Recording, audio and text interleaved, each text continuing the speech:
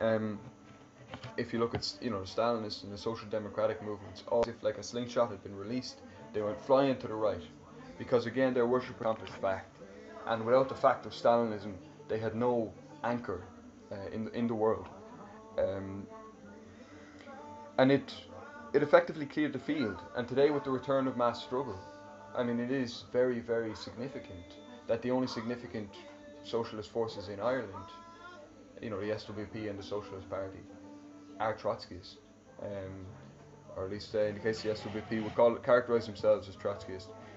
But even in this difficult period, there was possibilities, and I think the important thing was that our tendency in Britain and Ireland took an open turn away from the social democratic parties, realising the nature of the new period. And working class struggle is still a key feature of capitalist society, whether in a period of low ebb of class struggle or in high ebb. So, for instance, in the water charges in Gamma and the bin tax, the party maintained a link with working class struggles and maintained a real significance with the Rossport issue as well. The challenges, however, should not be downplayed.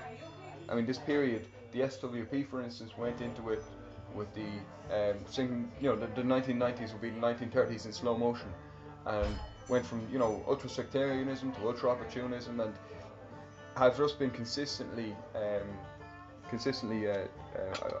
opportunist and incorrect.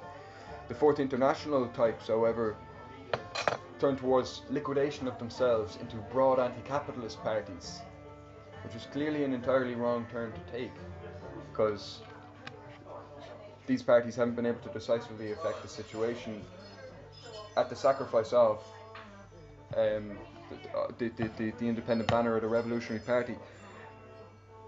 The fundamental thing to understand about this period was that the stability of capitalism was bought at a huge price we talked about the massive growth of finance capital and the deindustrialization of the Western countries, that it was a massive house of cards. Those who maintained their principles through that difficult period had gains to make when when it all came crashing down, and as we did. So this is moving on to the prospects for Trotskyism in the new period.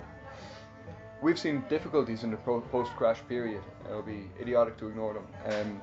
The turn to socialist ideas has been slowed down by the power of finance capital. For instance, any country, any state that takes on a policy that finance capital doesn't like, that the IMF and the EU don't like, immediately face punishment in the form of not being able to access finance, and in the form of people betting against their currencies.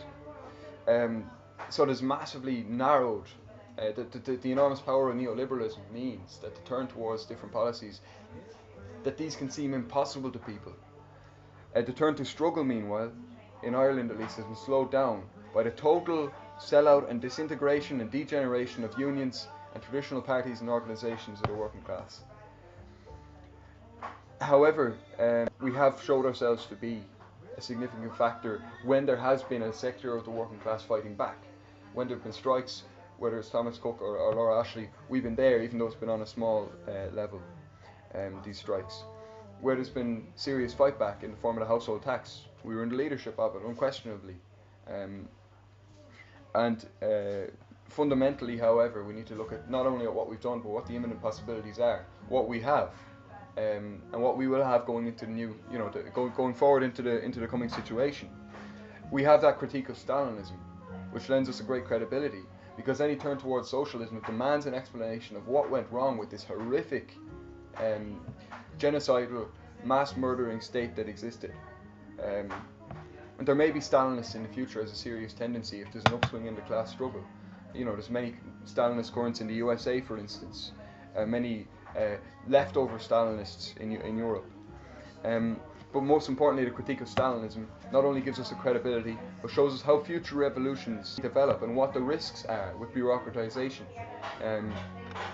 Secondly, the tradition of October and of revolution, understanding the revolutionary process, the role of leadership, of organisation, the role of working class and of other social groups.